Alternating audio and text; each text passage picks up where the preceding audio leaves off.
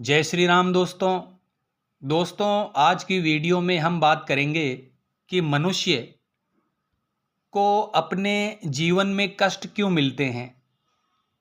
दोस्तों, मनुष्य का जन्म होता है तो जन्म होने से पहले मनुष्य अपनी माता के गर्भ में जिस प्रकार से पिंजरे के अंदर एक पंछी होता है उसी प्रकार से रहता है, यानी पराधीन रहता है और अपने शरीर के अंगों को भी हिलाने डुलाने में भी असमर्थ रहता है। इस अवस्था में उसे दिव्य शक्ति के द्वारा स्मरण शक्ति प्राप्त होती है। इसके बाद उसको अपने पिछले जन्मों के कर्म याद आ जाते हैं। फिर वह बेचैन हो जाता है और उसका दम घुटने लगता है। फिर जब माता का 7वां महीना प्रारंभ होता है तो उसमें ज्ञान शक्ति का विकास होता है, जिसकी वजह से वह एक स्थान पर नहीं रहना चाहता।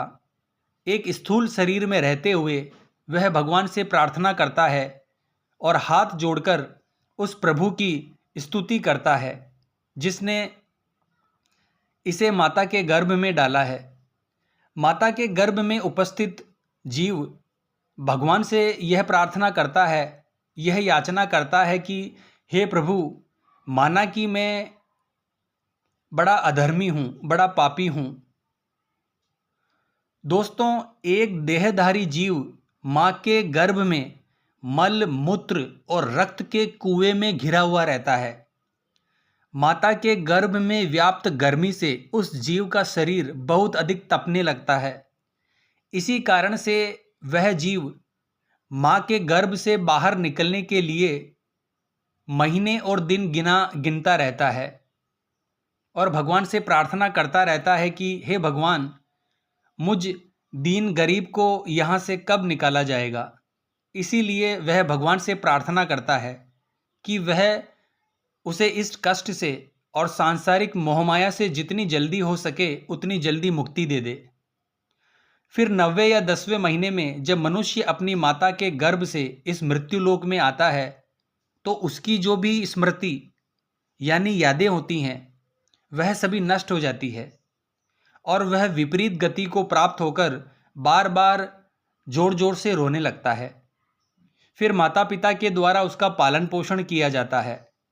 शिशु अवस्था में जब उसे पलंग पर लेटा दिया जाता है तो उसे खटमल, मच्छर आदि कई प्रकार के कीड़े काटते हैं, लेकिन तब उसमें शरीर को खुजलाने या उठाने या करवट बदलने की भी सामर्थ्य नहीं होने के कारण वह बड़ा कष्ट पाता है।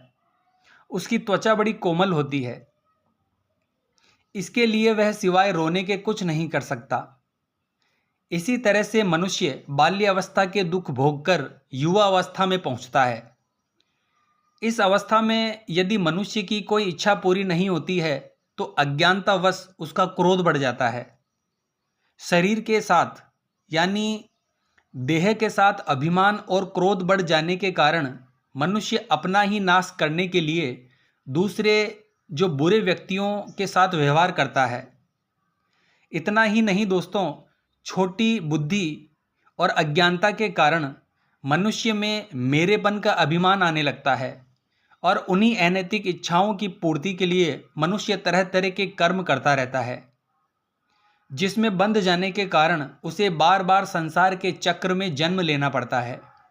इसीलिए भागवत पुराण में भी बताया गया है कि किसी भी मनुष्य को ऐसे लोगों के साथ मित्रता नहीं करनी चाहिए जो हमेशा स्त्रियों के साथ समागम में रत रहते हो। अशांत और मूर्ख के साथ नहीं रहना चाहिए।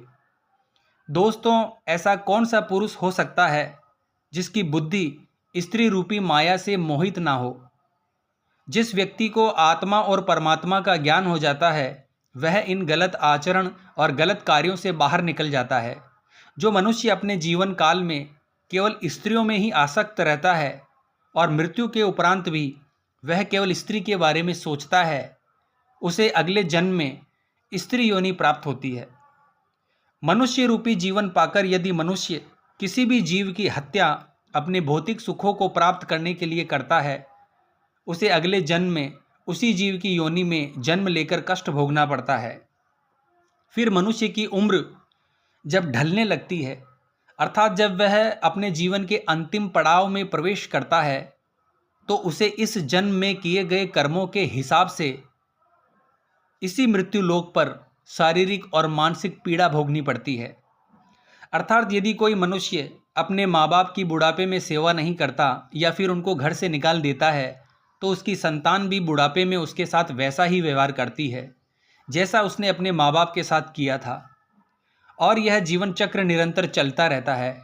और जब मनुष्य मृत्यु शैया पर होता है तो उसे माँ के गर्भ की तरह ही एक बार फिर दिव्य शक्ति मिलती है और उसे अपने कई जन्मों के कर्म याद आ जाते हैं, जिसे जानने के बाद मनुष्य पुनः विलाप करने लगता है, दुखी होने लगता है, रोने लगता है और भगवान से बार बार विनती करता है कि हे प्रभु, इस कष्ट रूपी जीवन चक्र से मुझे कब मुक्ति मिलेगी।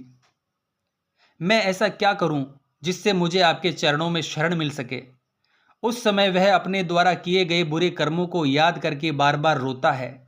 वह सोचता है कि मैं अपने कर्मों के बारे में अपने परिवार वालों को बता देता हूँ, किंतु वह ऐसा नहीं कर पाता। तब भगवान उसे कहते हैं कि तुम्हारे पास जब अच्छे कर्म करने का वक्त था, उस समय तुम लोभ, काम, क्रोध में आसक्त होकर बुरे काम कर रहे थे, और अब जब तुम्हें कष्ट भोगना पड़ रहा है तो तुम मुझसे मुक्ति की बात करते हो, उम्मीद करते हो। ऐसा कभी नहीं हो सकता। इसीलिए तुम अपने अगले जन्म में अच्छे कर्म करना, ताकि तुम्हें मेरी शरण प्राप्त हो सके। फिर उसके बाद यमदूत उसके शरीर से आत्मा निकाल कर ले जाते हैं और बच जाता है तो स्थूल शरीर। इसीलिए मनुष्य को चाहिए कि वह भगवान के द्वारा मिले हुए मनुष्य रूपी जीवन में अधिक से अधिक सत्कर्म करते हुए जन्म मृत्यु के चक्कर से मुक्त होकर भगवान के चरणों में अपनी जगह बना ले। तो दोस्तों, आप इस बारे में क्या सोचते हैं, कमेंट बॉक्स में लिखकर ज़रूर बताएं। फिलहाल आज की वीडियो में यहीं समाप्त होती है। अगर आपको हमारी वीडियो पसंद आई हो तो इसे लाइक और शेयर ज़रूर करें। जय मां अम्बे, जय श्री कल्याण।